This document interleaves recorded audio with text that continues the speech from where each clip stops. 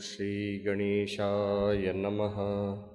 ओम श्री सरस्वत्यै नमः। ओम श्री गुरुभ्यो नमः। श्रुतिस्मृतिपुराणानाम् नमामि भगवत्पाद शंकरं लोकशंकरं। समस्तजनकल्याणे निरतं करुणामयं नमामि चिन्मयं देवं सद्गुरुं ब्रह्मविद्वरं। मूकं करोति वाचालं पङ्गुं लङ्घयते गिरिं यत्कृपातमहं वन्दे परमानन्दमाधवं परमानन्दमाधवम्।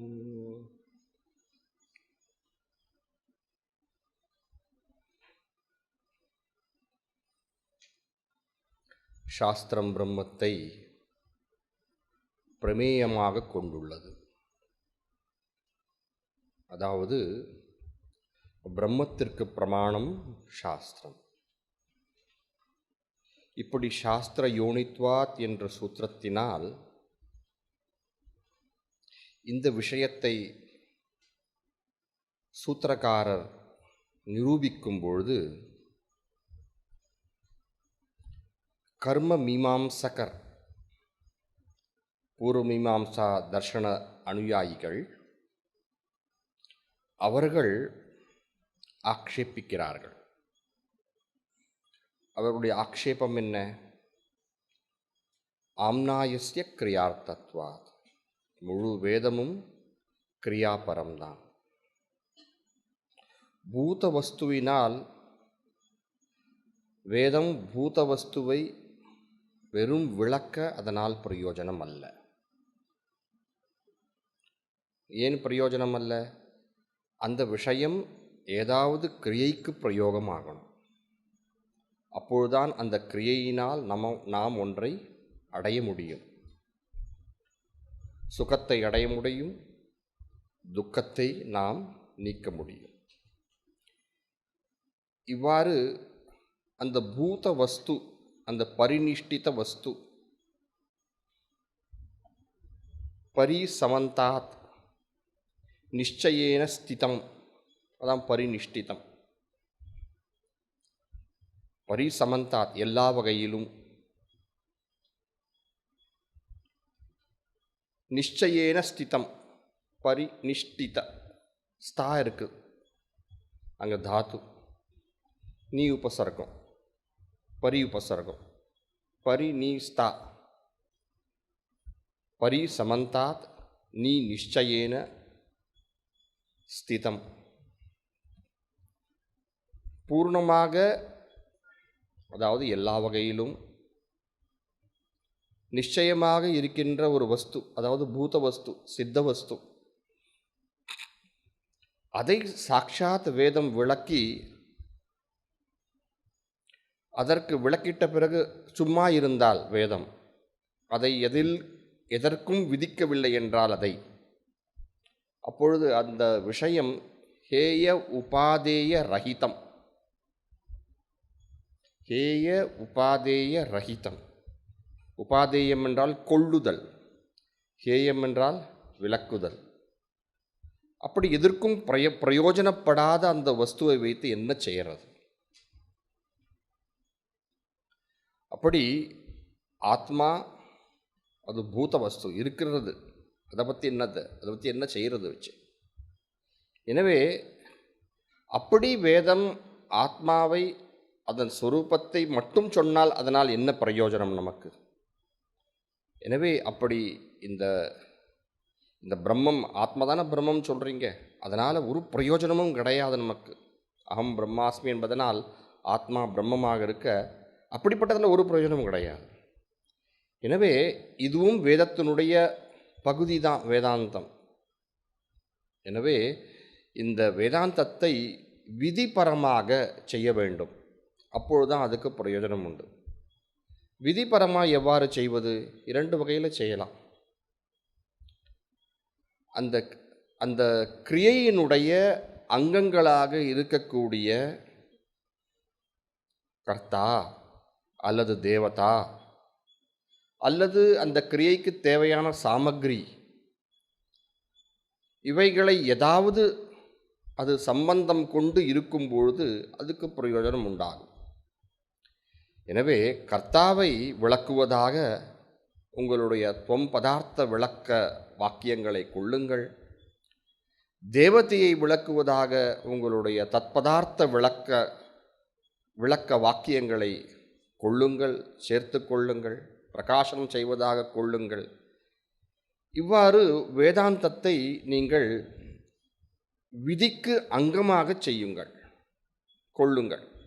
இது ஒரு வழி. அடுத்தது, வேதாந்தத்திலேயே உபநிடதங்களிலேயே உபாசனைகள் இருக்கின்றன. அந்த உபாசனைகளுக்கு அங்கமாக சேர்த்து கொள்ளுங்கள்.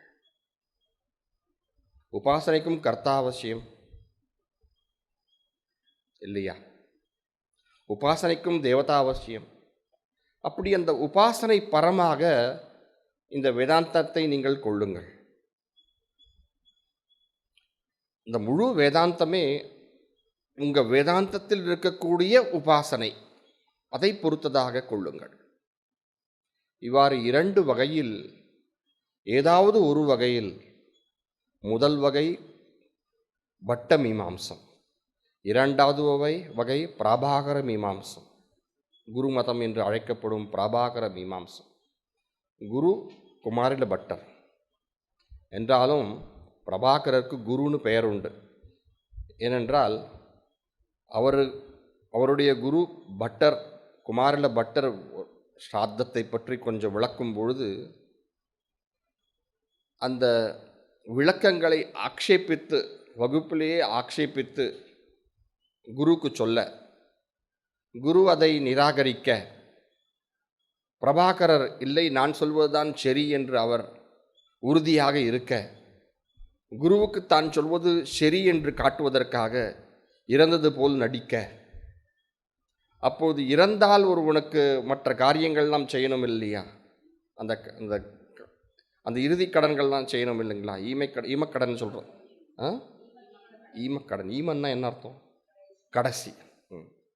அந்த இந்த இறுதி கடன்கள்லாம் செய்யணும். அந்த சமயத்தில் அந்த வேத வாக்கியங்கள்லாம் பிரயோகனம் செய்யணும். அப்போது மற்ற சிஷ்யர்கள் போய் குமாரில பட்டரிடம், நீங்கள் சொன்னது போல பண்ணணுமா அவர் சொன்னது போல பண்ணணுமான்னு கேட்க, குமாரில பட்டர் அவர் சொன்னது போலையே பண்ணுங்கன்னு சொல்ல, அப்போது இவர் எழுந்து குருவை நமஸ்கரித்து வணங்கி குருவை துதிக்க, அப்பொழுது குமாரில பட்டர், உனக்கு இனிமேல் குரு என்ற பெயர் உண்டாகட்டும் என்று பிரபாகரனுடைய மதத்துக்கு குரு மதம் என்று பெயர். எனவே அந்த கிரியா விதி சேஷமாக அங்கமாக கொள்ளுதல் என்பது பட்ட மீமாம்சம். வேதாந்தத்தில் இருக்கக்கூடிய உபாசனைகளை உபாசனா பரமாக கொள்வது என்பது பிரபாகர மீமாம்சம். இப்படி இரண்டில் ஏதாவது ஒன்றை எடுத்துக்கொள்ளுங்கள் என்று ஆக்ஷேபிக்க அந்த சமயத்தில் சூத்திரக்காரர் நமக்கு வழங்குகிறார். இந்த சூத்திரம் தத்து சமன்வயாத். தத்து சமன்வயாத், து என்பது ஆக்ஷேபத்தை குறிக்கக்கூடியது. அவர்கள் எழுப்பிய பூர்வபக்ஷத்திற்கு ஆக்ஷேபம் இது. அது பொருந்தாது. ஏன் பொருந்தாது? தத் என்பது எந்த பிரம்மம் சாஸ்திர பிரமேயமாக சொல்லப்பட்டதோ அந்த பிரம்மம். இதற்கு முன்பு உள்ள சூத்திரத்தில் ஜன்மாத்யஸ்ய யதஹ என்ற சூத்திரத்தினால் எந்த எந்த பிரம்மத்திற்கு லட்சணம் சொல்லப்பட்டதோ அப்படிப்பட்ட பிரம்மம். அந்த பிரம்மமானது சாஸ்திர பிரமேயமான பிரம்மம் என்பது நிரூபணமாகிறது. எவ்வாறு? சமன்வயாத். சமன்வயாத் இந்த வார்த்தை பாரிபாஷிக சப்தம். அனைத்து வேதாந்த வாக்கியங்களும் இந்த பிரம்மத்தில் சமன்வயம் கொண்டுள்ளதனால், அனைத்து வேதாந்த வாக்கியங்களும் இந்த பிரம்மத்தில் சமன்வயம் கொண்டுள்ளதனால் அப்படின்னா என்ன அர்த்தம்? உபக்கிரம உபசம்ஹாரம் அபியாசோ அபூர்வதா பலம் அர்த்தவாதோபபத்திஷ்ச லிங்கம் தாத்பர்ய நிர்ணயே. கேட்டிருக்கீங்களா? கேள்விப்பட்டிருக்கீங்களா? உபக்கிரமோபசம்ஹாரம் இது வேதாந்த சாரம் என்ற கிரந்தத்தில் விஸ்தாரமாக விளக்கப்பட்டுள்ளது. படிச்சிருக்கீங்களா வேதாந்த சாரம்? இல்லை. அந்த பகுதியில் இது இருக்குது. சாந்தோக்கியோபனிஷத் 6வது அத்தியாயத்தை எடுத்து சதானந்த முனிவர் அங்கு வேதாந்த சாரத்தில் விளக்கிறார். எவ்வாறு ஒன்றை தாத்பரியம் என்று உணர வேண்டும் என்றால் 6 லிங்கங்களை கொண்டு, 6 லிங்கங்கள், இங்கே லிங்கம் என்று வரும்போது 6 வகையான அடையாளங்களை கொண்டு. அதை நான் இப்பொழுது விஸ்தாரமாக விளக்கப் போவதில்லை. அதை நீங்கள் உங்களுக்கு அது ரொம்ப சுலபந்தான், ஒன்றும் பெரிய விஷயம் கிடையாது. ஆரம்பத்தில் என்ன சொல்லுதுன்னு பாருங்கள், முடிவில் என்ன சொல்லுதுன்னு பாருங்கள். அது உபக்கிரம உபசம்ஹாரம். அபியாசம் என்றால் திரும்ப திரும்ப சாஸ்திரம் எதை சொல்லுதுன்னு பாருங்கள், அபியாசம். அபூர்வதா என்றால் முன்பு சொல்லாத விஷயம் இங்கே என்ன சொல்லியிருக்குன்னு பாருங்கள். சாஸ்திரம் என்பது வேறு எந்த பிரமாணங்களால் அடையப்படாததை சொல்ல வேண்டும் இல்லையா? அது என்னன்னு பாருங்கள், அபூர்வதா. பலம், எதற்காக சாஸ்திரம் பலத்தை சொல்லுதுன்னு பாருங்க. அர்த்தவாதம், எதை சாஸ்திரம் புகழ்கிறது என்பதை பாருங்கள். உபபத்தி, எதை விளக்குவதற்கு சாஸ்திரம் யுக்திகள் இயம்புகின்றன என்று பாருங்கள். இப்படி 6 அடையாள சின்னங்கள், அதை வைத்து தாத்பரியத்தை நிர்ணயம் செய்ய வேண்டும். உபக்கிரமோபசம்ஹாரம் முதல். உபக்கிரமோபசம்ஹாரம், உபக்கிரமம் உபசம்ஹாரம், ஆரம்பம் முடிவு. அபியாசக, மீண்டும் மீண்டும் விளக்கம், எதை பற்றிய மீண்டும் மீண்டும் விளக்கம் உள்ளதோ அபியாச. அபூர்வதா, அபூர்வதா எதலிலும் இல்லாத, மற்ற பிரமாணங்களால் அறிய முடியாத ஒன்றை எதை வைத்திருக்கிறது என்று பாருங்கள். பலம், இதனுடைய பலம். உபக்கிரமோபசம்ஹாரோ அபியாசோ அபூர்வதா பலம் அர்த்தவாதோ புகழ்ச்சி. அர்த்தவாதோ உபபத்தி, உபபத்தி யுக்திகள், எதை விளக்குவதற்கு உக்தி. இப்படி சாஸ்திரத்தில் எந்த விஷயம் தாத்பரியம் என்பது நிர்ணயம் செய்வதற்கு இந்த 6 அடையாளங்கள் உள்ளன. அப்படிப்பட்ட 6 அடையாளங்களை பார்க்கும்பொழுது வேதாந்தத்தில், வேதாந்த சாஸ்திரத்தில் உபநிடதங்கள் பார்க்கும்பொழுது வேதவியாசர் சொல்கிறார், எல்லா வாக்கியங்களும் எடுத்து பாருங்க, எல்லா வாக்கியங்களும் ஒரே இடத்தில் தான் தாத்பரியத்தை கொண்டுள்ளது.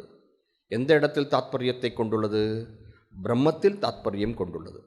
இவ்வாறு தாத்பரியம் கொண்டுள்ளதை எல்லா வாக்கியங்களும் ஒன்று சேர்ந்து ஒரே இடத்தில் சேருவதை, எல்லா வாக்கியங்களும் ஒன்று சேர்ந்து ஒரே இடத்தை நோக்கி செல்லுவதை, ஒரே இடத்தை அடைவதை, இதற்கு சமன்வயம்னு பேர். இந்த சமன்வயம் வந்து ஒரு வார்த்தையில் விளக்க முடியாது. சமன்வயத்தில் ஒரே வார்த்தையில் தான் விளக்க முடியும், தாத்பரியமாக கொண்டுள்ளதால். அப்படி அது ஒரே வார்த்தை தாத்பரியம் சொன்னால் கூட என்ன அர்த்தம்? எல்லா வாக்கியங்களும் ஒன்று சேர்ந்து ஒரு இடத்தில் போய் செல்லுகிறது, ஒரு இடத்தில் போய் சேருகிறது. அதான் தாத்பரியம். சம் அனு அயம், சமன்வயம்.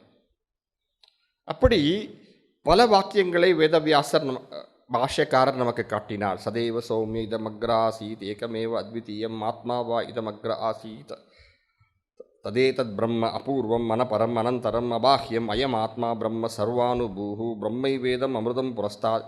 இப்படி பிரம்மாத்மைக்கிய பிரதிபாதக வாக்கியங்கள், நிர்குண பிரம்ம பிரதிபாதக வாக்கியங்கள். என்ன சொன்னேன்? பிரம்மாத்மைக்கிய பிரதிபாதக வாக்கியங்கள், நிர்குண பிரம்ம பிரதிபாதக வாக்கியங்கள். இவைகளில்தான் இவைகளில் சொன்ன கூட இவையெல்லாம் ஒன்று தானே. இதில்தான் பிரம்மத்திற்கு தாத்பரியம் உண்டு, சாஸ்திரத்திற்கு தாத்பரியம் உண்டு. எனவே எனவே அதான் அடுத்தது. எனவே இங்கிருந்து படிக்கணும், நாம படிப்போம். நச்ச தத்கதானாம் பதானாம் பிரம்மஸ்வரூப விஷயே நிச்சிதே சமன்வயே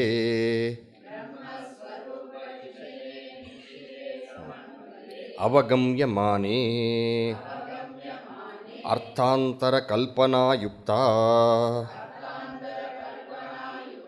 ஸ்ருதஹானி அஸ்ருத கல்பனா பிரசங்கா. சேர்ந்து படிப்போம். நச்ச தத்கதானாம் பதானாம்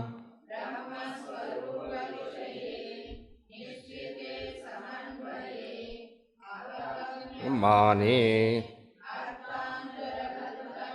யுக்தா ஸ்ருதஹானி அஸ்ருத கல்பனா பிரசங்கா. தத்கதானாம் பதானாம், வேதாந்த சாஸ்திர கதானாம் பதானாம், அந்த பதங்கள் யாவும் வேதாந்த சாஸ்திரத்தில் இருக்கக்கூடிய பதங்கள். பிரம்மஸ்வரூப விஷயே நிச்சிதே சமன்வயே அவகம்யமானே. முன்பு விளக்கியது போல இந்த பதங்கள் எல்லாம், இந்த வாக்கியங்கள் எல்லாம் எங்கே தாத்பரியத்தை கொண்டுள்ளது? பிரம்மஸ்வரூபம், நிர்குணஸ்வரூபம், ஆத்ம பிரம்ம ஐக்கியம், அதில் சமன்வயம் கொண்டுள்ளதை நாம் தெளிவாக பார்க்கும்போது அவகம்யமானே பார்க்குறோம். நமக்கே தெரியுது. தத்துவமசின்னு 9 வாட்டி சொல்கிறார் குரு. கேனோபனிஷத் எடுத்து பார்த்தா எல்லாம் பிரம்மத்தை பற்றி தான் பேசுது இல்லைங்களா? கட்டோபனிஷத் பார்த்தா ஏதத்வைத்ததுன்னு பிரம்மஸ்வரூபத்தை. இப்படி எல்லா உபநிடதங்களும் பிரம்மஸ்வரூபத்தை தெள்ளத் தெளிவாக பேசும்போது எப்படி நீங்கள் சொல்வதை அர்த்தாந்தர கல்பனா நச்ச யுக்தா, அந்த நச்ச முன்பு இருக்கு பாருங்க. அர்த்தாந்தர கல்பனா என்றால் அர்த்தம் இது கிரியாவை பற்றி பேசுவதோ அல்லது எந்த ஒரு கிரியையுடன் சேர்த்து கொள்ள வேண்டும் என்று பேசுவதோ எப்படி யுக்தமாகும்? அர்த்தாந்தர கல்பனா அந்த பிரம்மஸ்வரூபத்தை விளக்கவில்லை. இது கிரியையை விளக்குவதாக உள்ளது. இது கிரியையினுடைய கர்த்தாவையோ இல்லை தேவத்தையோ பிரதிபாதனம் செய்வதாக உள்ளது என்று அர்த்தாந்தர கல்பனை எப்படி பொருந்தும்? ந யுக்தா. அப்படி எடுத்துக்கொண்டால் என்ன வரும்? மகாதோஷம் உண்டாகும். என்ன தோஷம் உண்டாகும்? ஸ்ருதஹானி. ஸ்ருதி சொல்வதை கருதாத தோஷம், கருதாமல் இருக்கும் தோஷம். ஹானி என்றால் அழிவு. ஸ்ருதி சொல்கின்ற பொருளை கருதாமல் விடுவது ஸ்ருதஹானி. ஸ்ருதஹானி உண்டாகும். அஸ்ருத கல்பன பிரசங்கா. இல்லாத ஒரு ஸ்ருதி சொல்லாத ஒரு விஷயத்தை தன் புத்தியால் தானே கொண்டு அதுதான் கருத்து என்று கல்பனை செய்யக்கூடிய நிலை பிரசங்கம், நிலை பிரசங்காத் நிலை. இப்படிப்பட்ட ஒரு நிலை உண்டாகும். இது இரண்டுமே சரியல்ல. நேராக சாஸ்திரம் சமன்வயம் காட்ட அதை ஒப்புக்கொள்ளாமல் அர்த்தாந்தர கல்பனம் செய்வது என்பது ஸ்ருதி சொல்வதை தள்ளி நம் புத்தியில் தோன்றுவதை கொள்வது என்ற மிக மிக மிக அசுபமான ஒரு நிலை. இது பொருந்தாது. மேலும் அடுத்தது நச்ச தேஷாம் கர்த்ரு தேவதாதி ஸ்வரூப பரதா அவசியதே.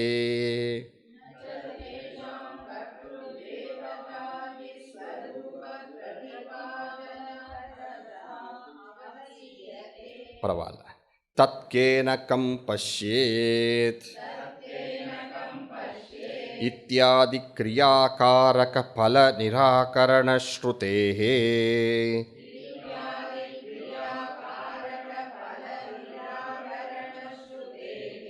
சேர்ந்து நச்ச தேஷாம் கர்த்ருதேவதாதிஸ்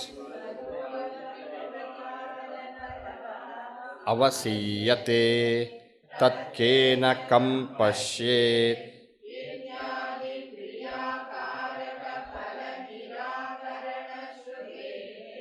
நச்ச தேஷாம், தேஷாம் அந்த வேதாந்த வாக்கியானாம், வேதாந்த வாக்கியங்கள் கர்த்திரு தேவதா ஸ்வரூப பரதா அவசியத்தே. அது எங்கு போய் சேருதுன்னு பார்த்தா, அது எந்த இடத்தில் போய் கடைசியில் சேருதுன்னு பார்த்தா, அது கர்த்திரு தேவதா ஸ்வரூபத்தை விளக்குவதாக இல்லையே. அப்படி கிடையாது. ஏன் அப்படி சொல்றீங்க? இதெல்லாம் நிராகரணம் செய்வதாக தானே இருக்குது. தத் கேன கம் பஷ்யேத், இப்படி போய் முடியுது இல்லையா? தத்து அந்த ஞானத்தை அடையும் சமயத்தில், தத் என்றால் வித்யா காலே, அந்த ஞானத்தை அடையும் சமயத்தில் கேன கம் பஷ்யத்திற்கு அதில் ககவும் நீங்கள் சேர்த்துக்கணும் புரிஞ்சுக்கிறதுக்காக. பஷ்யத்துன்னு வரும்போது அதற்கு கர்த்தா கஹ வேணும் அங்கே இல்லைங்க, முதல் விபக்தி வேணும். கஹ பஷ்யேத், கஹ கர்த்தா, யார் இருக்கிறார், யார் எதன் மூலமாக எதை பார்க்க முடியும்? உபாசனைக்கு முக்கியமாக இருக்கக்கூடியது என்னது? நான் என்ற உபாசகன், உபாசியம் என்ற தேவதை, உபாசனா என்ற முறை, இவையெல்லாம் நிராகரணம் செய்வதாக அந்த ஞானம் அடைந்த பிறகு யார் எதன் மூலம் எதை பார்க்க முடியும்? அப்படி கிரியைக்கு உள்ள காரகங்கள் அனைத்தையும் நிராகரணமாம் செய்கின்ற ஸ்ருதியதனை பார்க்கணும் நாம்போ. இத்தியாதி கிரியா உபாசன கிரியா இல்லை விதி இல்லை கர்ம கிரியா, இது இருந்தாலும் பரவாயில்ல, கிரியா அதனுடைய காரகங்கள், அந்த காரகத்தினால் நாம் ஒரு கிரியை செய்யும்போது அதனால் வரக்கூடிய பலன், இவைகள் எல்லாம் நிராகரணம் செய்யக்கூடிய ஸ்ருதியாக தானே கடைசியில் போய் சேருது எல்லாம். அப்படின்னா என்ன அர்த்தம்? துவைத்தமற்ற அத்வைத்த நிலையை தானே காட்டுது கடைசியில் ஸ்ருதிகள்.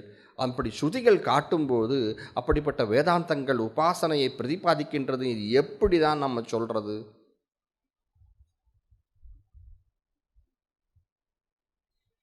எனவே அது கிரியையுடன் சம்பந்தம் அல்லது உபாசனா கிரியையினுடன் சம்பந்தம் இப்படிலாம் சொல்ல முடியாது இல்லையா?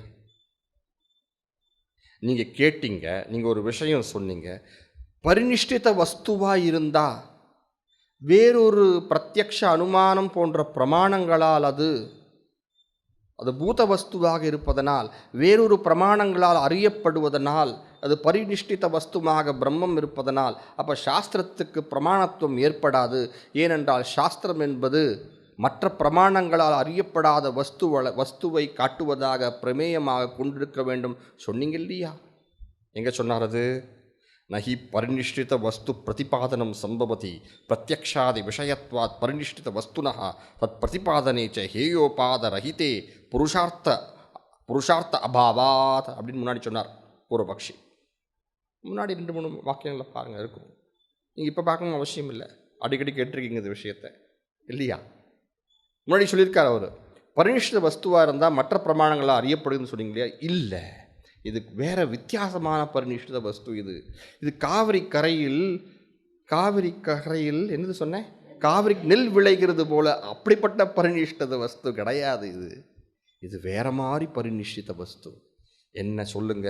அடுத்த வாக்கியம் பாருங்க. நச்ச பரிநிஷ்டித வஸ்து ஸ்வரூபத்வே அப்பி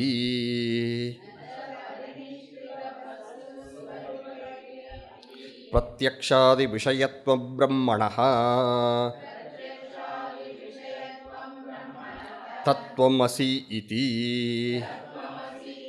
பிரம்மாத்மபாவஸ்ய சாஸ்திரமந்தரேண அனகம்யமானத்வாத்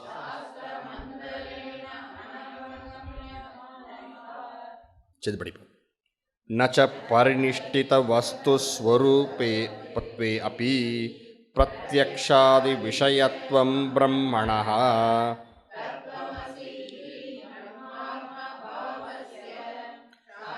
மந்தரேண அனவகம்யமானத்வாத். அப்படி தானே இருக்கு. சரி. பரிநிஷ்டித வஸ்துஸ்வரூபத்வே அப்பி, இந்த பிரம்மமானது ஆத்மாவானது பரிநிஷ்டித வஸ்துஸ்வரூபமாக, பூத வஸ்துவாக, சித்த வஸ்துவாக, யாகம் போன்று நாம் பாவியில் செய்யக்கூடிய ஒரு பொருளாக இல்லாமல், தர்மம் போல இல்லாமல், தர்மம் பிறகு ஏற்படக்கூடியது, நம்முடைய கிரியையால் அது வரக்கூடியது பாவி.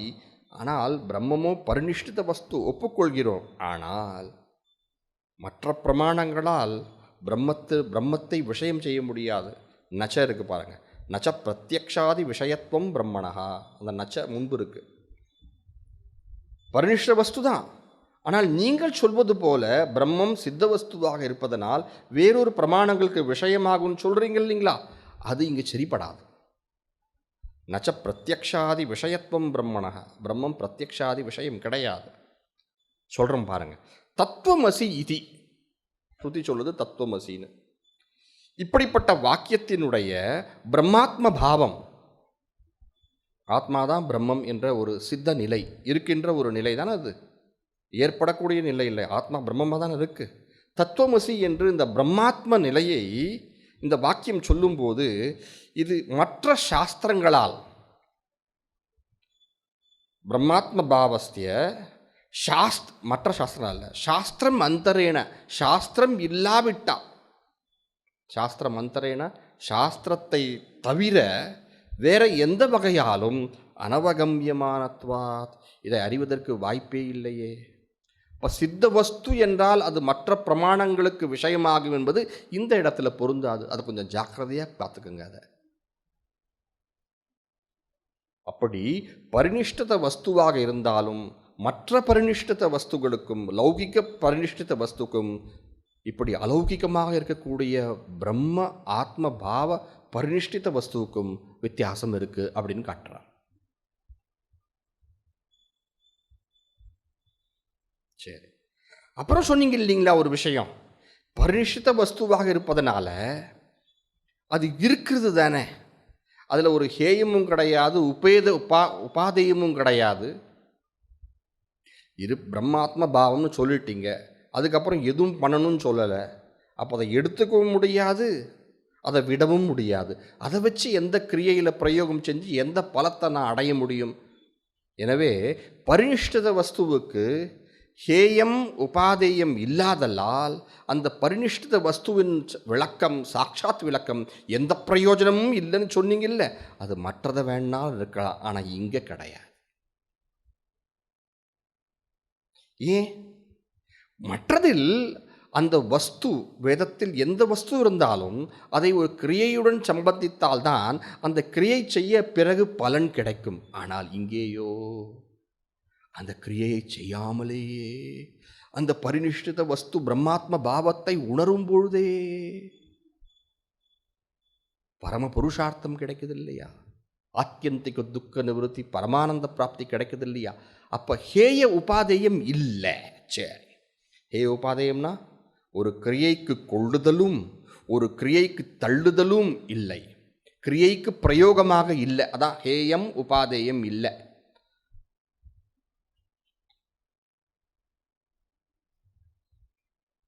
அப்படி இல்லாவிட்டாலும் கர்மத்தில் ஹேய உபாதேயம் வேணும், ஒரு கிரியையுடன் சேர்க்கணும், சேர்த்தா தான் அதுக்கு பலன் உண்டு. அப்படி சேர்க்காமலே எல்லா பலனும் இங்கே வருதே. ஹேய உபாதேயம் இல்லைன்னு நீங்கள் சொன்னதுக்கு காரணம் என்ன? பலன் இல்லைன்னு தானே சொல்கிறீங்க, அதனால தானே சொன்னீங்க. இங்கே பாருங்கள், ஹேய உபாதேயம் இல்லைன்னா கூட பலன் இருக்கு பாருங்களேன்.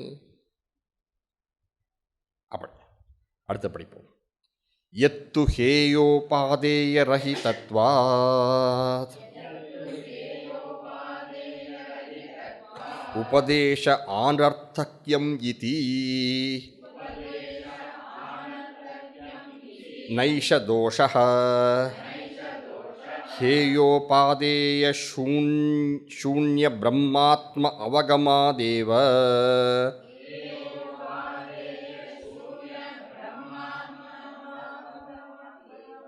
என்னாச்சு? ஹேய உபாதேய சூன்ய இருக்கு, அது இருக்கு, வார்த்தை இருக்கா உங்களுக்கு?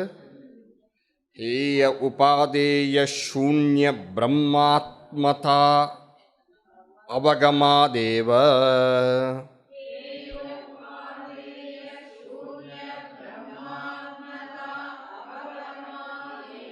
சர்வக்லேஷப்ரஹாணா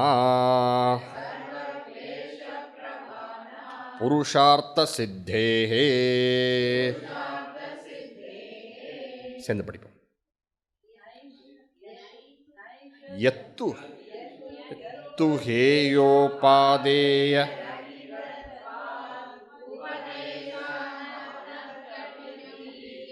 நைஷ தோஷः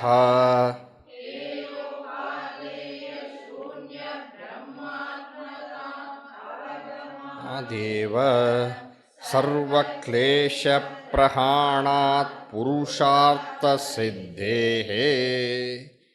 சொன்னது பொருள் தான். எத்துனா நீங்கள் சொன்ன எதுவோ, என்ன சொன்னீங்க? ஹேய உபாதேய ரஹிதமாக இருக்கிறது இந்த பிரம்மாத்ம பாவம். அதை வச்சு ஒன்றும் செய்ய முடியாது கிரியையில், அதனால் அதுக்கு எது பிரயோஜனமும் கிடையாது. எனவே இப்படிப்பட்ட சாஸ்திரம் இதை பற்றி உபதேசம் செய்வது எந்த பிரயோஜனமும் கிடையாது. எனவே அப்படி சாஸ்திரம் இதைதான் பிரயோஜனம், இதைதான் பிரமேயமாக கொண்டால் சாஸ்திரத்துக்கு நிஷ்பிரயோஜனமாக போக சாஸ்திரத்துக்கு பிராமான்யம் இருக்காது.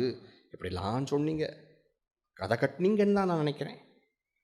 ஆனால் இவையெல்லாம் எத்து ஹேயோபாதேய ரஹிதத்வாத், ஹேய உபாதேயம் இல்லாதலால் உபதேச ஆனர்த்தக்கியம், வேதமே அந்த வேத உபதேசம் பிரயோஜனம் இல்லாமல் போகும் சொன்னீங்க இல்லைங்களா?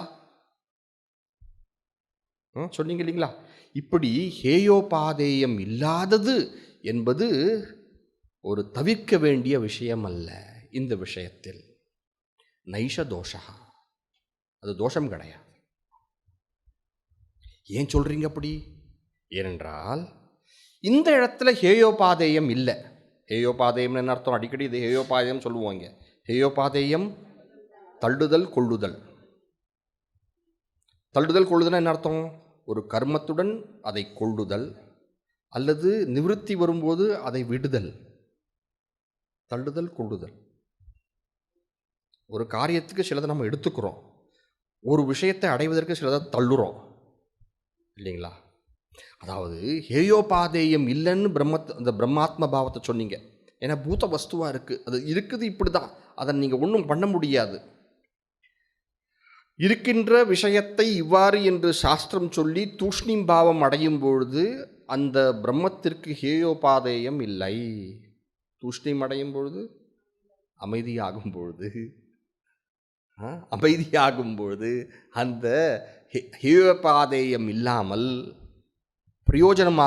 அப்பிரயோஜனமாக போகிறதுன்னு சொல்கிறீங்களா? அப்படி ஹேயோபாதேயம் இல்லாதது என்பது நைஷ தோஷா. இந்த இடத்துல தோஷம் கிடையாது, குற்றம் கிடையாது. ஏன்? ஹேயோபாதேய சூன்ய, ஹேயோபாதேயம் இல்லாத பிரம்மாத்மதா, பிரம்ம ஆத்ம பாவம் தான் அந்த பிரம்மாத்மதா. தா என்பது அந்த பாவத்தை குறிக்கக்கூடியது. அந்த பிரம்மாத்ம பாவத்தை அவகமாதேவ அறியும் பொழுதே என்னாகிறது? சர்வக்லேஷ பிரஹாணாத், எல்லா வகையான அத்தியாசங்களும் நீங்கி.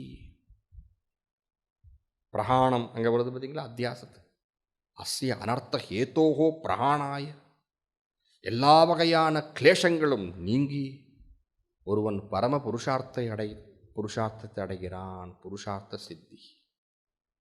கர்மத்தில் அப்படி இல்லை. கர்மத்தில் ஒரு விஷயத்தை சொல்லிட்டு, பூத்த வஸ்துவை சொல்லிட்டு, அது உபாதேயமாக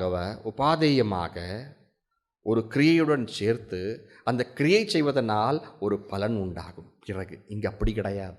அறியும் பொழுதே சர்வக்லேஷ பிரஹாணம், பரம புருஷார்த்த சித்தி. எனவே இது தோஷம் கிடையாது, நமக்கு தோஷம் கிடையாது. அங்கே கர்ம காண்டத்தில் தோஷமாகலாம். அந்த தோஷத்தை நீங்கள் பரிகரிப்பதற்காக என்ன சொல்கிறீங்க? சோரோதீத். அதாவது நீங்கள் எதோட சேர்க்குறீங்க? நீங்கள் பர்ஹி ரஜதம் ந தேயம் என்ற விதியுடன் சேர்க்குறீங்க இல்லையா? அதெல்லாம் நல்லது. இஷேத்வா ஊர்ஜேத்வா இதை எதோட சேர்க்குறீங்க?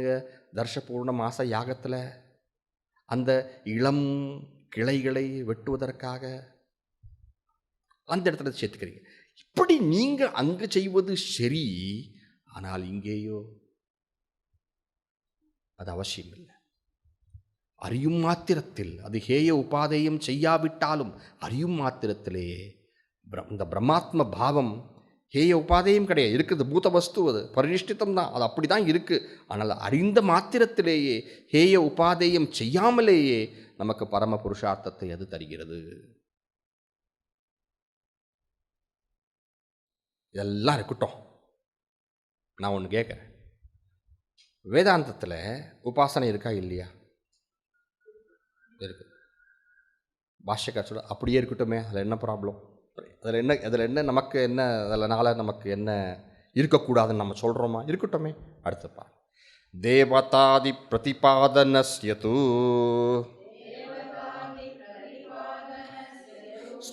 ஸ்வவாக்கியகத உபாசனா பரத்வே அபி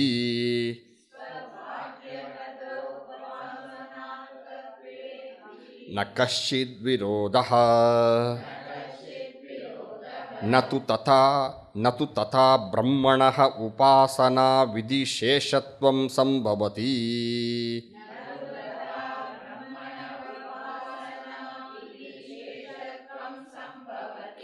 एकत्वे हेयोपादेय शून्यतया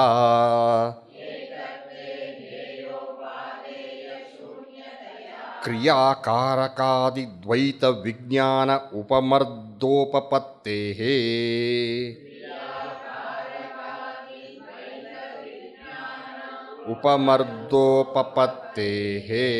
न हि ब्रह्मैकत्वविज्ञानेन उन्मथितस्य द्वैत विज्ञानस्य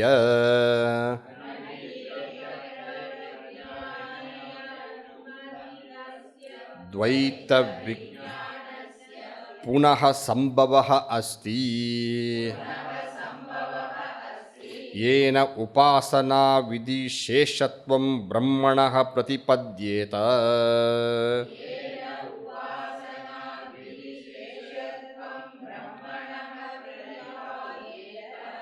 चल படிப்போம். தேவதாதி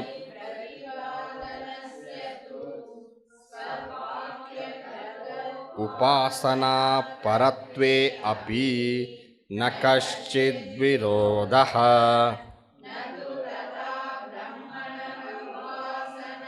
विधिशेषत्वं संभवति।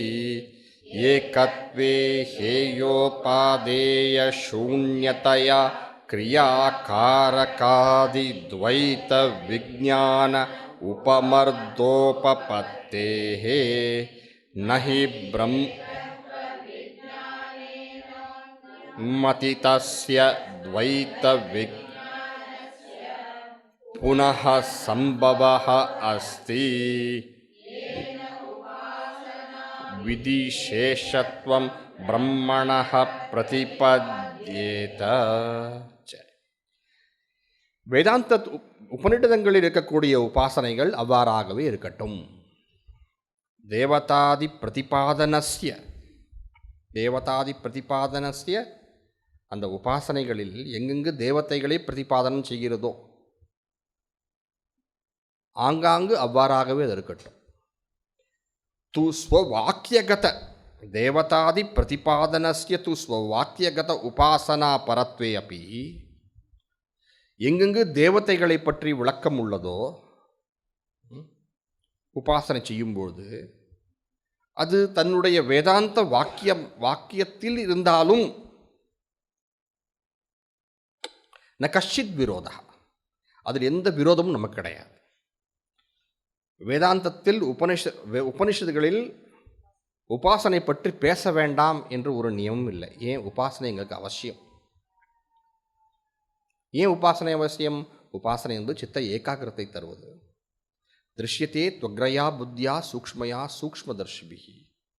இந்த சித்த ஏகாகிரம் கொண்ட புத்தி தான் அந்த பிரம்ம சாட்சா்காரம் அடைய முடியும். எனவே எந்தெந்த தேவதைகளை பிரதிபாதகம் செய்கிறதோ எந்தெந்த வாக்கியங்கள் உபநிடதங்களில், அந்த வாக்கியங்கள் அந்த வேதாந்த வாக்கியத்தில் இருக்கக்கூடிய வேதாந்த இடத்தில் இருக்கக்கூடிய வேதாந்த ஸ்தலத்தில் இருக்கக்கூடிய அந்த உபாசனா விதி பரமாக இருந்தால் எங்களுக்கு எந்த விரோதமும் இல்லை. கஷ்டித் விரோதா, ஒரு சிறிதளவும் கூட எங்களுக்கு அதில் எந்த ஆட்சேபமும் இல்லை. அங்கேயே இருக்கட்டும், அப்படியே இருக்கட்டும். ஆனால் நது ததா பிரம்மணः உபாசனா விதி சேஷத்துவம் சம்பவதி. ஆனால் இதெல்லாம் நது ததா, அதுபோல அவைகளெல்லாம் அதுபோல பிரம்மத்துக்கு உபாசனா விதி சேஷத்துவம் சம்பவதி. ஆனால் அதுபோல பிரம்மத்தை அந்த உபாசனா விதிக்கு சேஷமாக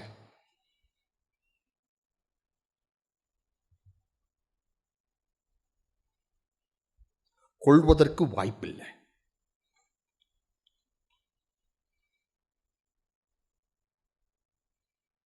ஏன் கிடையாது? ஏகத்துவே அந்த ஏக ஞானம் பெற்ற பொழுது, ஏகத்துவே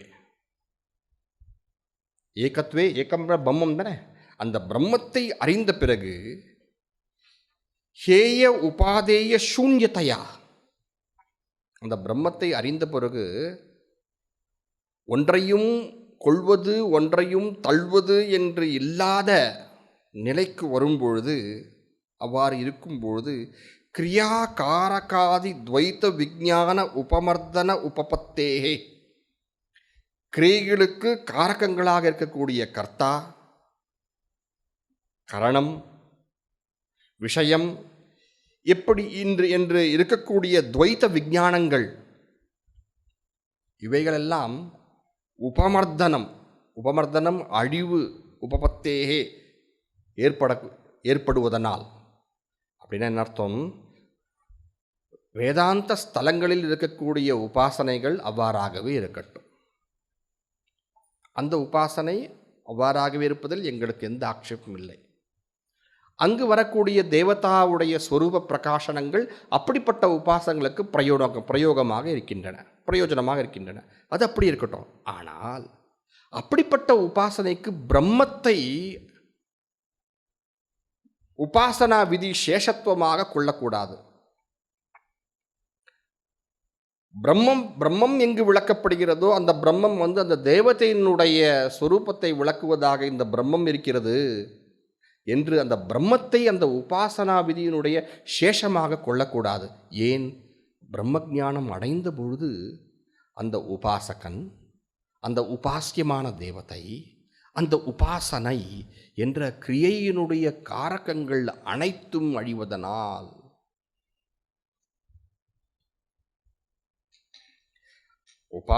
வேதாந்தத்தில் இருக்கக்கூடிய உபாசனை அப்படியே இருக்கட்டும். அந்த தேவதையை பற்றி பிரதிபாதிக்கின்ற வாக்கியங்கள் அந்த தேவதையினுடைய அந்த உபாசனை தேவதையினுடைய சொரூபத்தை பிரகாசிப்பதாக இருக்கட்டும். அதில் எந்த ஆட்சேபமும் இல்லை. ஆனால் பிரம்மத்தை பற்றி வேதாந்தம் பிரதிபாதிக்கும் பொழுது அந்த உபாசனையினுடைய அங்கத்தாக பிரம்மத்தை சேஷமாக சொல்லக்கூடாது. ஏன்? அந்த பிரம்ம ஞானம் அடைந்தால் அந்த உபாசனை இல்லாமல் போயிடுமே, பிரம்மத்தை சேர்த்தால் இல்லாமல் போயிடுமே. ஏகத்துவே ஞாத்தே சதி, அந்த ஏகமான பிரம்மத்தை அறியும் பொழுது என்னாகும்?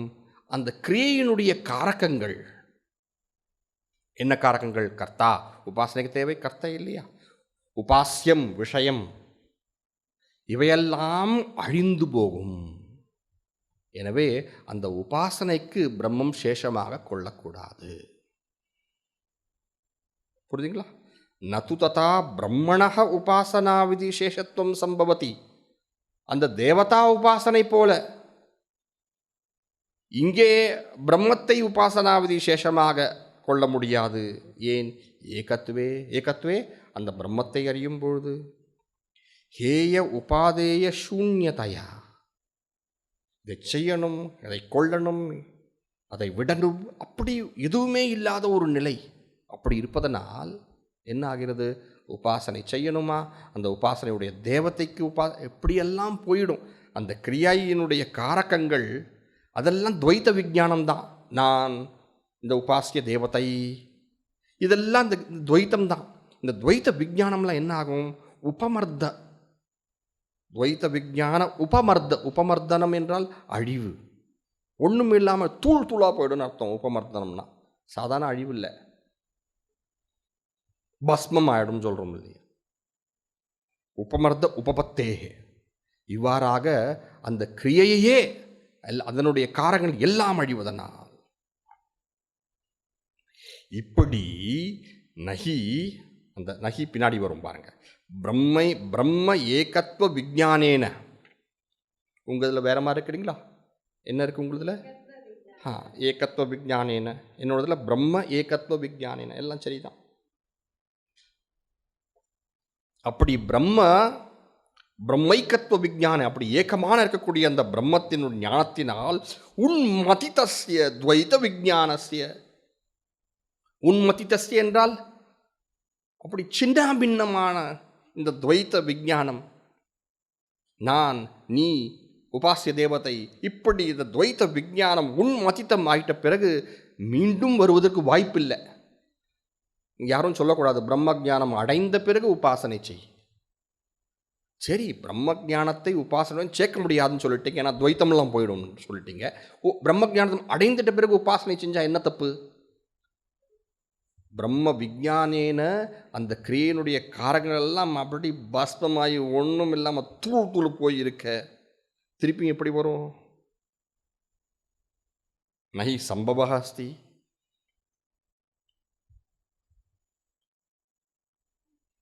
ஏன உபாசனா விதிசேஷத்துவம் பிரம்மணः பிரதிபத்யேத. ஒருவேளை அந்த துவைத்த விஞ்ஞானமானது மீண்டும் வந்தால் அந்த பிரம்ம ஜானத்தை, எந்த பிரம்ம ஜானம் நாம் பெற்றோமோ அதை உபாசனா விதி சேஷமாக கொள்ளலாம். இப்படி வாய்ப்பே இல்லையே. உபாசனையுடனும் சேர்க்க முடியாது பிரம்ம ஜானத்தை. பிரம்ம ஜானம் பெற்ற பிறகும் உபாசனையும் செய்ய முடியாது.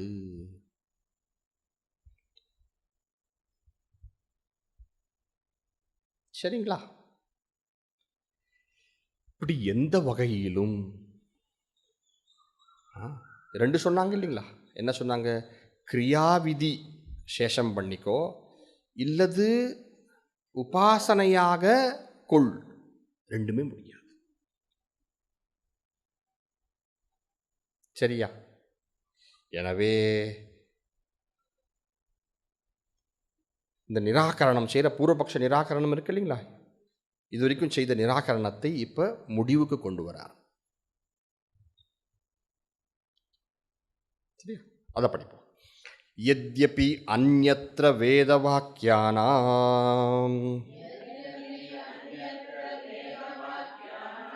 விதி சம்ஸ்பர்ஷமந்தரேண பிரமாணத்வம் ந திருஷ்டம் ததாபி ஆத்மவிஜ்ஞானஸ்ய பலபர்யந்தத்வாத் ந தத் விஷயஸ்ய சாஸ்திரஸ்ய பிராமாண்யம் சக்யம் பிரத்யாக்யாதும்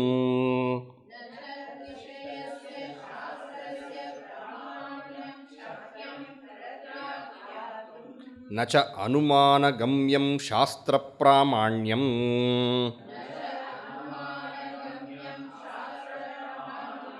ஏன அந்யத்ர திருஷ்டம் நிதர்சனம் அபேக்ஷ்யேத.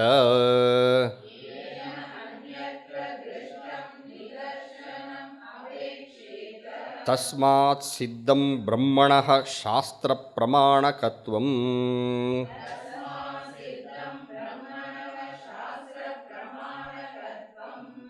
சேர்ந்து படிங்க. யத்யபி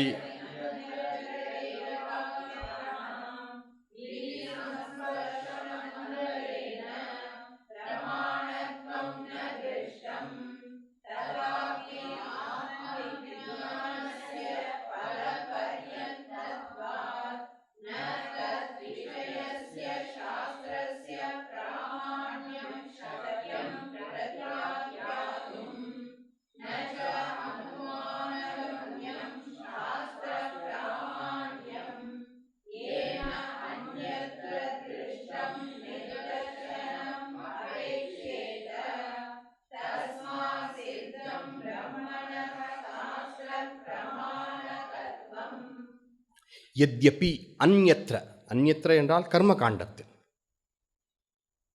பொது விசாரம், வேதாந்த விசாரம், உபனிஷத் விசாரம். யத்யபி அந்யத்ர, அந்யத்ர மற்ற ஸ்தலங்களில் கர்மகாண்டத்தில் வேத வாக்கியானாம், வேத வாக்கியங்கள் விதி சம்ஸ்பர்ஷ மந்தரேன, விதியை தொடாமல். சோரோதீத் அழுதது, அது அழுதது, சோரோதி. வாயுருவை க்ஷேபிஷ்டா தேவதா, வாயு மிகவும் வேகமாக செல்லக்கூடிய தேவதை. இப்படி அந்யத்ர, அந்த இடங்களில் வேத வாக்கியானாம், அந்த வேத வாக்கியங்களுக்கு விதியினுடைய சேர்க்கை இல்லாமல் அதற்கு பிரமாணம் இல்லாமல் போகும். பிரமாணத்துவம் ந திருஷ்டம், அதுக்கு பிரமாணத்துவம் இல்லை. ஏன் தனியாக அது எதையும் தராது, எந்த பிரயோஜனத்தையும் தனியாக அது தராது. ஆனால் ததாபி என்றாலும் உபனிஷத் இடத்தில் இருக்கக்கூடிய ஆத்ம விஞ்ஞானம் எப்படி இருக்கு? ஆத்ம விஞ்ஞானஸ்ய பலபர்யந்தத்வாத், அந்த ஆத்ம விஞ்ஞானத்திற்கு பலம் இருக்கு. பலத்தை அது தருவதாக உள்ளது. அயம் ஆத்மா பிரம்ம என்பது பலத்தை தருவதாக உள்ளது. மற்ற கர்மகாண்டத்தில் இப்படிப்பட்ட வாக்கியங்கள் இருப்பதாக சொல்லக்கூடிய வாக்கியங்களுக்கு பிரயோஜனம் இல்லை. எனவே அவை கிரியாவிதியுடன் சேர்க்க வேண்டும். சோரோதி அழுதது, அதனால் ஒரு பிரயோஜனமும் கிடையாது. ஆனால் நீதான் பிரம்மம் என்பதில் பிரயோஜனம் முழுதுமே இருக்கே. ஆத்ம விஞ்ஞானஸ்ய பலபர்யந்தத்வாத், எனவே அப்படிப்பட்ட விஞ்ஞானத்தை விஷயமாக கொண்ட சாஸ்திரத்திற்கு அதனுடைய பிராமாண்யத்தை, தத் விஷயஸ்ய சாஸ்திரஸ்ய பிராமாண்யம் ந சக்கியம் பிரத்யாக்கியாத்தும், அதெல்லாம் அங்கே இருக்கு பாருங்க. அந்த பிராமாண்யத்தை நிராகரிக்க முடியாது. கர்மகாண்டத்தில் இருக்கக்கூடிய வாக்கியங்களை விதியுடன் சேர்க்கணும், இல்லைன்னா அதுக்கு பிராமாண்யம் இல்லாமல் போயிடும். ஒப்புக்கொள்கிறோம். ஏன்? அப்பொழுதுதான் அது பலத்தை தரும். ஆனால் ஆத்ம விஞ்ஞானத்தை தரக்கூடிய இந்த வாக்கியங்கள், அந்த ஆத்ம விஞ்ஞானத்தை தரக்கூடிய இந்த வாக்கியங்கள் அந்த ஆத்ம விஞ்ஞானத்தாலேயே நமக்கு பலத்தை தருவதனால், அந்த ஆத்ம விஞ்ஞானம் பலத்தை நமக்கு தருவதனால், இப்படி ஆத்ம விஞ்ஞானத்தை, ஆத்ம ஞானத்தை, பிரம்மாத்மைக்கியத்தை விஷயமாக கொண்டுள்ள சாஸ்திரம் அதற்கு பிராமாண்யம் இல்லாமல் போய்விடும் என்று கருதுவதற்கு வாய்ப்பே கிடையாது. ஏன்? பலபர்யந்தத்வா, அது பலத்தை தருகிறது. பலம்தான் முக்கியம். அதனால தான் அந்த சோரோதீத் என்பதை பர்ஹிஷி ரஜதம்ன தேயம், பர்ஹிஷி யாகத்தில் ரஜத்தத்தை தராதே தட்சிணையாக என்பதுடன் நீ சேர்த்தாய், அதற்கு பலம் வருவதற்காக. சோரோதீத் என்பதற்கு அவன் அழுதான் என்பதை இதனுடன் சேர்த்தாதான் அதற்கு பிரயோஜனம் உண்டு, பலன் இருக்கு. ஆனால் இதில் பூதவஸ்துவாக இருந்தாலும் சொன்ன அளவே, புரிந்த அளவே, தெரிந்த அளவே நமக்கு அதனுடைய முழு பிரயோஜனமும் இருக்க, எப்படி இந்த வாக்கியங்களுக்கு பிராமாண்யம் இல்லைன்னு சொல்ல முடியும்? நீங்க பலத்தை தருதே, எப்படி பலன் தருதுன்னு நீங்க சொல்றீங்க? தத்துவமசி எப்படி பலன் தரும்னு சொல்றீங்க? அதற்கு ஒரு எப்படி நீங்க நிரூபிங்க பார்ப்போம் அப்படின்னு கேட்டா, அனுமானத்தால் சாஸ்திர பிரமாணத்தை சொல்லுங்க. பிரத்யக்ஷம் வேண்டாம், பரவாயில்ல. அனுமானத்தால் அந்த சாஸ்திரம் தத்துவமசி என்ற வாக்கியம் பிரம்ம ஞானத்தை கொடுத்து பலத்தை தருகிறது என்று சொன்னால் அதற்கு எப்படி நிரூபிக்கிறது அப்படின்னு கேட்டா, நச்ச அனுமானகம்யம் சாஸ்திர பிராமாண்யம். அது அனைவரும் ஒப்புக்கொண்ட விஷயம்தான். நீயும் நானும் இருவரும் ஒப்புக்கொள்வதான் சாஸ்திரத்துக்கு ஸ்வத பிராமாண்யம் நம்ம எல்லாம் சொல்கிறோம். அப்படின்னு அர்த்தம், அந்த பிரமாணம் அந்த பிரமேயத்தை தரக்கூடியது என்பதற்கு அந்த பிரமாணம்தான் பிரமாணம். சாமிஜி என்ன சொன்னீங்க? அந்த பிரமாணம் ஒரு பிரமேயத்தை தரக்கூடியது என்பதற்கு அந்த பிரமாணம்தான் பிரமாணம்.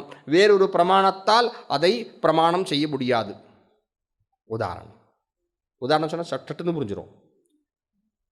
பிரத்யக்ஷம் என்ற பிரமாணம் கண் எடுத்துப்போமே, பிரத்யக்ஷத்தில் கண் எடுத்துப்போம்.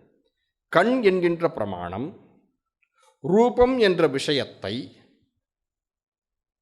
பிரமேயமாக கொண்டுள்ளது, ரூபத்தை பிரகாசிக்கிறது. கண் என்ற பிரமாணம் ரூபத்தை பிரகாசிக்கிறது என்பதற்கு பிரமாணம் கண்ணே ஒழிய காது கிடையாது, மூக்கு கிடையாது.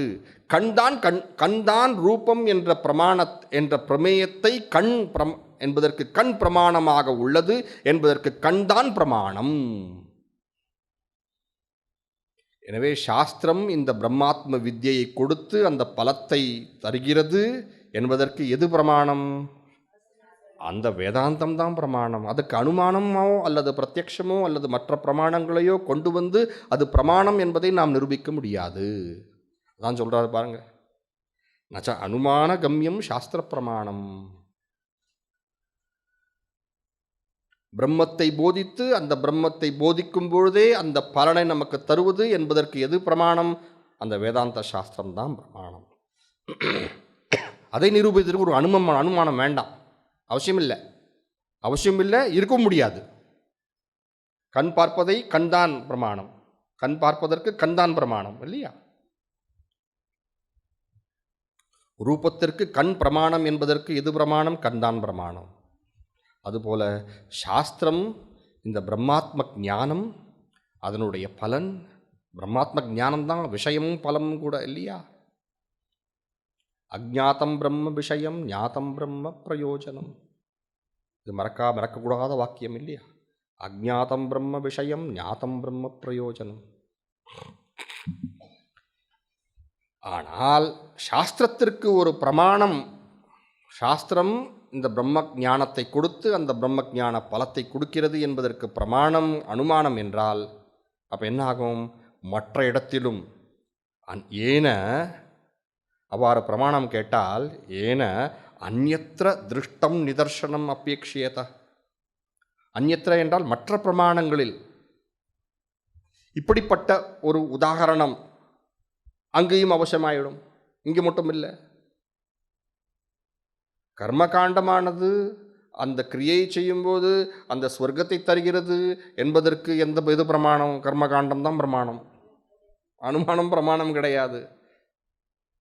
அப்படி இருக்க இந்த இடத்துல மட்டும் இந்த பிரம்மகாண்டமானது பிரம்ம ஞானத்தை தருகிறது, அதனால் அந்த பலத்தை தருகிறது என்பதற்கு பிரமாணம் நிரூபின்னு கேட்டா, நீ இங்கே கேட்டா நான் அங்கேயும் கேட்டுருவேன். ஏன அந்யத்ர மற்ற இடங்கள்னா கர்மகாண்டத்தில் மற்றும் மற்ற இடங்களில் பிரத்யக்ஷம் அனுமானம் மற்ற இடங்களிலும் கூட திருஷ்டம் நிதர்சனம், ஒரு பார்க்கக்கூடிய உதாகரணம், அறியக்கூடிய உதாகரணம் அங்கேயும் தேவைப்படும். அப்படின்னா என்ன அர்த்தம்? வேதாந்தம் பிரம்ம ஞானத்தை தருகிறது என்பதற்கு வேதாந்தம் தான் பிரமாணம். இப்படி எல்லா விஷயங்களில் பார்க்கும்பொழுது இந்த வேதாந்தம் பிரமாணமாக இருப்பது என்பது சித்திக்கிறது. விதியை தொடாமல், விதி சம்ஸ்பர்ஷம் அந்தரேன.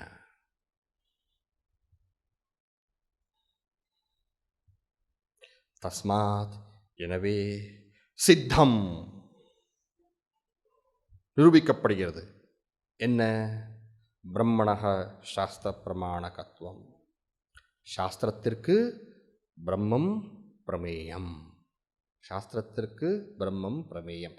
அதாவது பிரம்மம் சாஸ்திரத்தால் அறியப்படுகிறது, அதாவது சாஸ்திரத்திற்கு பிரம்மம் தகுந்த விஷயம். கிரியைதான் விஷயம்னு கிடையாது, சாஸ்திரத்திற்கு பிரம்மம் தகுந்த விஷயம் என்பது நிரூபணம் ஆகிறது. விதியை தொடாமல், விதி சம்ஸ்பர்ஷம் அந்தரேன. இவன் கர்மகாண்டி கேட்டது ஒன்று தான். இதெல்லாம் அப்படியே இருக்கட்டும், பூத்த வஸ்துவை உங்கள் வேதாந்தம் சொல்லுது, அந்த பூத்த வஸ்து மட்டும் சொல்வதனால் அந்த விதி நாங்கள் அப்படிப்பட்ட பூத்த வஸ்துவில் நாங்கள் என்ன பண்ணுறோம்? இருக்கின்ற விஷயத்தை நாங்கள் என்ன செய்கிறோம்? விதி கூட சேர்த்துடுறோம். அதனால் அதுக்கு பிரயோஜனம் வருது. நீங்கள் அது மட்டும் பண்ணிடுங்க, அது பண்ணாமலே எங்களுக்கு பிரயோஜனம் இருக்குங்க.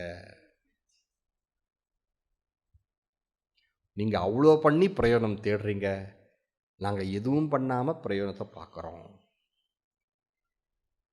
புரியுது இல்லைங்களா? விதி சம்ஸ்பர்ஷம் அந்தரேன, அது முக்கியமானது.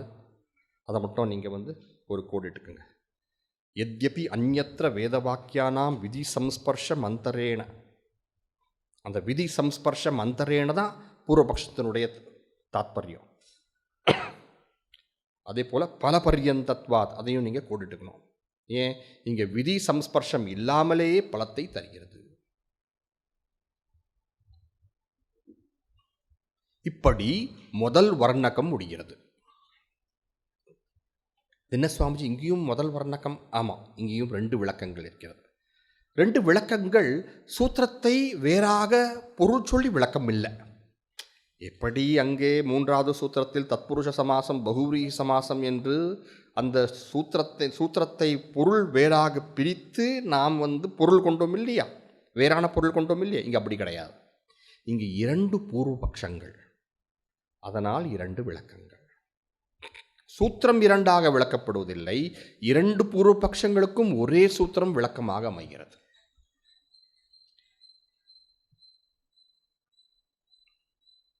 அங்கு 2 பூர்வபக்ஷங்கள் 2 சூத்திர விளக்கங்கள்.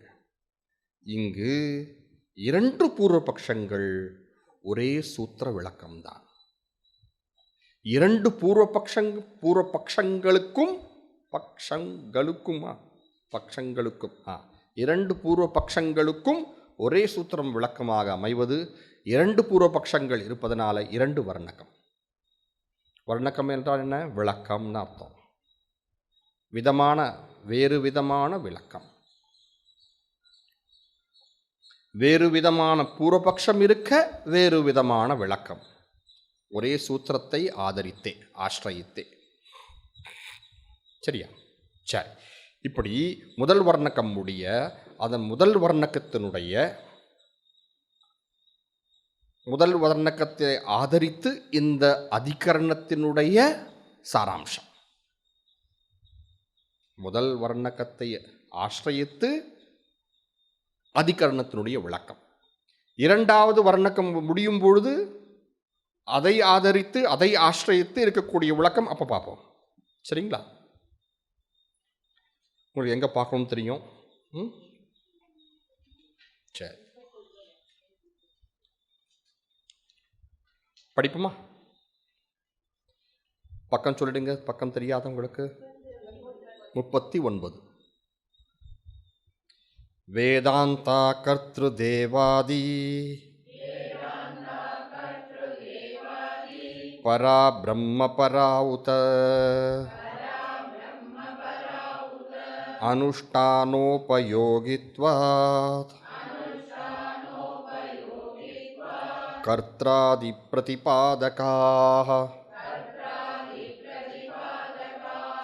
பின்ன பிரகரணாத் லிங்க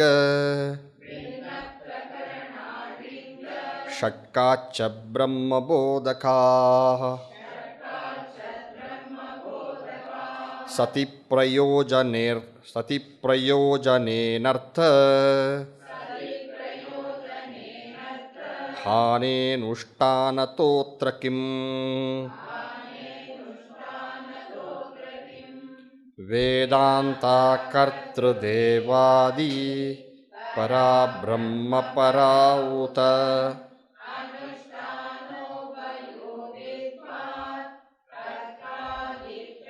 பாதகாः பின்ன பிரகரணாத் லிங்க ஷட்காச்ச பிரம்மபோதகாः சதி பிரயோஜனேனர்த்த ஹானேனுஷ்டானதோத்ர கிம். சங்கதி ஆக்ஷேப சங்கதி என்பது உங்களுக்கு முன்பே சொன்னதுதான். ஏன் ஆக்ஷேப சங்கதி?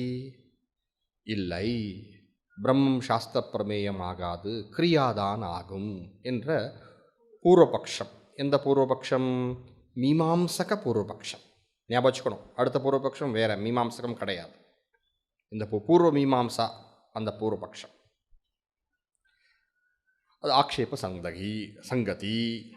சந்தேகம் என்ன? இங்கே வேதாந்தாக கர்த்திருதேவாதிபரா பிரம்மபராவா பிரம்மபரா உத. வேதாந்தங்கள் உபநிடத வாக்கியங்கள், அவைகள் கர்த்திருதேவாதிபரா, அதாவது கிரியைக்கு அங்கமாக இருக்கக்கூடிய கர்த்திரு தேவதா இவைகளை நோக்கி உள்ளதா, இவைகளுக்கு சேஷமாக உள்ளதா,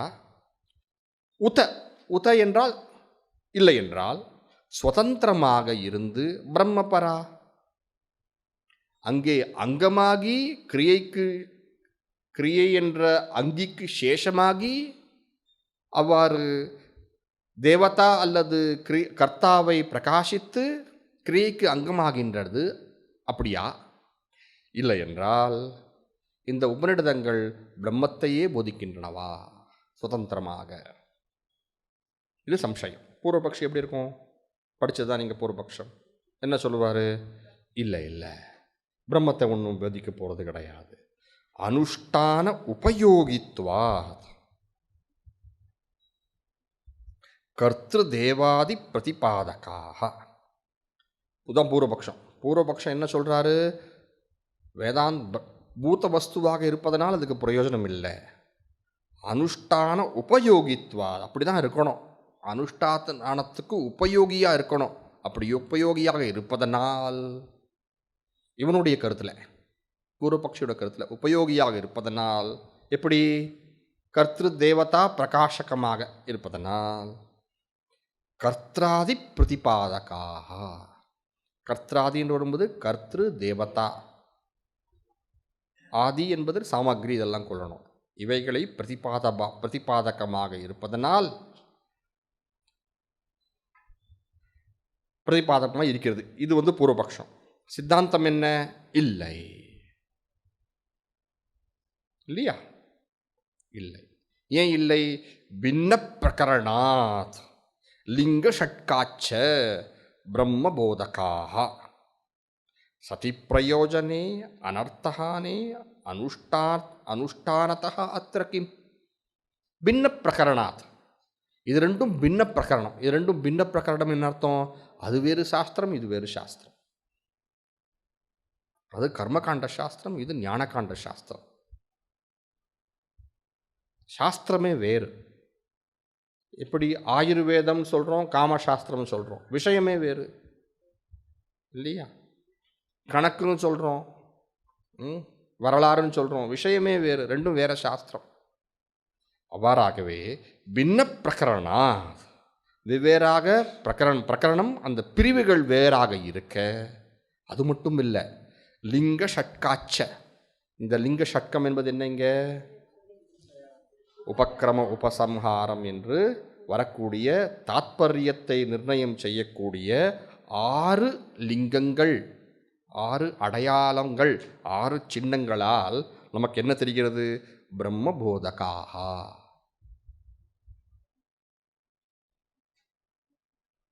பின்ன பிரகரணம். முன்பிருந்த பிரகரணம் கிரியை போதிக்கிறது, இந்த பிரகரணம் பிரம்மத்தை போதிக்கிறது. எப்படி சொல்றீங்க? லிங்க ஷட்காச்ச. தாத்பரியத்தை நிர்ணயம் செய்யக்கூடிய லிங்கங்களை பார்க்கும்போது அவைகள்லாம் இதை வேதாந்தம் பிரம்மத்தை தான் போதிக்கிறது. ஆனால் பூத வஸ்துவாக இருக்கும்போது பிரயோஜனம் இருக்காதே, வெறும் பூத வஸ்து இல்லை.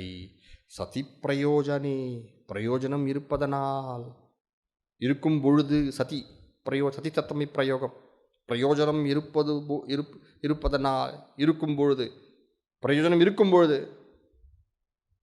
அனர்த்த ஹானி, எப்படிப்பட்ட பிரயோஜனம் இருக்கும்போது? அனர்த்த ஹானி, எல்லா அனர்த்தங்களும் நீங்கும்போது, சர்வ துக்கங்களும் நீங்கும்போது, சர்வ கிளேச பிரகாணம் அதனாலே இருக்கும்பொழுது, பூதவஸ்து அந்த ஞானத்தாலே இதெல்லாம் இருக்கும்போது, அனுஷ்டானத்தக அத்திர கிம்?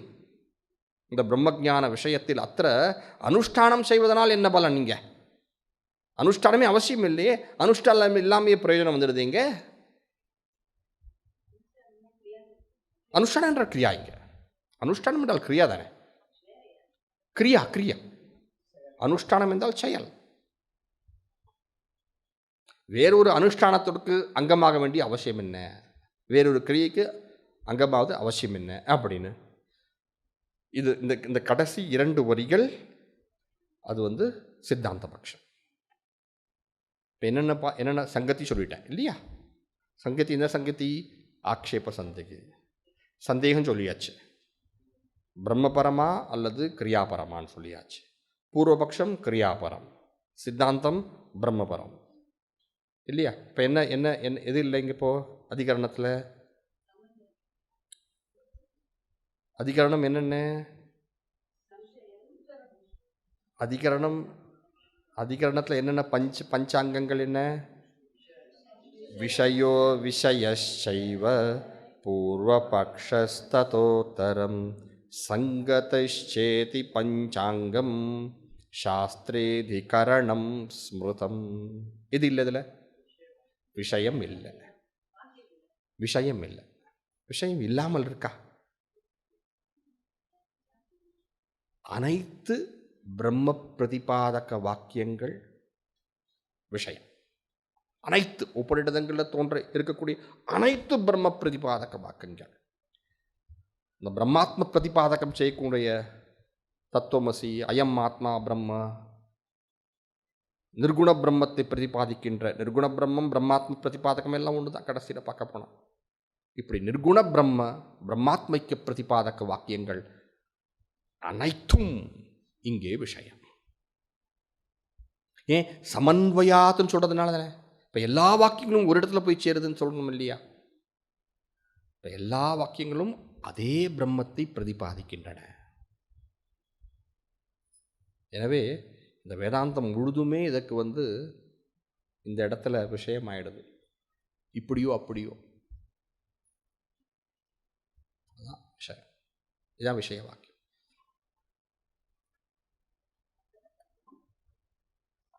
சரிங்களா? முதல் வர்ணக்கம் முடிந்தது. இரண்டாவது வர்ணக்கம் ஆரம்பிக்கப் போகிறது.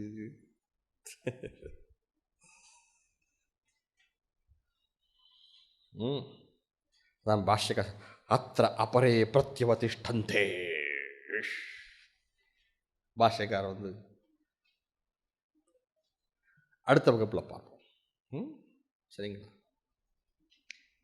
1:30 மணி என்று சொன்னாலும் எனக்கு உங்களுடைய நிலை புரிகிறது.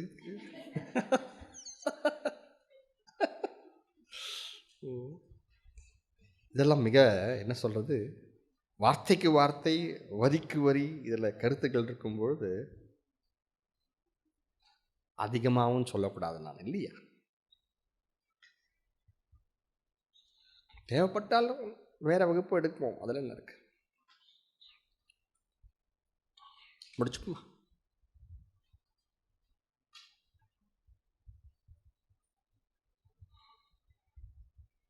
கிருஷ்ணா.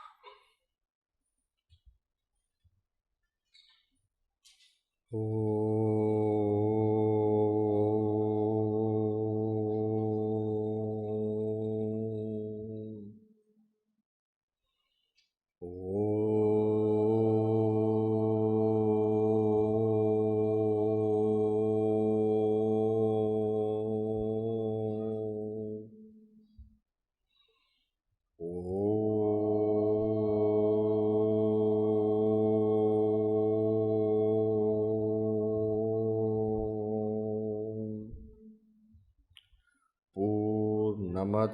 पूर्णमिदं पूर्णात् पूर्णमुदच्यते पूर्णस्य पूर्णमादाय पूर्णमेवावशिष्यते.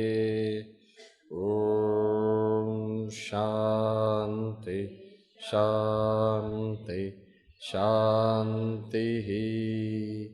हरिः ॐ श्री गुरुभ्यो नमः. हरिः ॐ.